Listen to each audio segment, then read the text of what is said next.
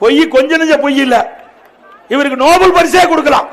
பொய் பேசுவதற்கு ஸ்டாலினுக்கு நோபல் பரிசே கொடுக்கலாம். நீ ஒரு முதலமைச்சர், ஒரு கட்சியின் தலைவர், எதை பேசணும்னு தெரியாத பேசுற ஒரே முதலமைச்சர் ஸ்டாலின் ஒருவர் தான். ஆகவே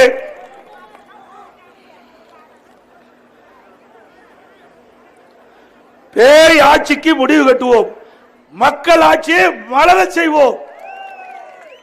பேய் ஆட்சிக்கு மக்கள் ஆட்சியை. அதோட இன்றைக்கு அற்புதமாக நம்முடைய தேர்தல் சுற்றுப்பணி அமர்ந்திருக்குது. இது எல்லாம் பொறுத்து கொள்ள முடியாம திரு ஸ்டாலின் என்னென்னமோ பேசிட்டு இருக்கார். இந்த தொலைக்காட்சியில் படத்தை எல்லாம் பதிவு செய்யறாங்க, அதை அந்தந்த தொலைக்காட்சியில் காண்பிக்க கூடாதுன்னு தடை போடுறாரு. அப்படி ஏதாவது காமிச்சா அங்க இருக்கிற கேபிள் வயரை கட் பண்ணி விட்டுறாரு. பித்தலாட்டம், கேவலம்.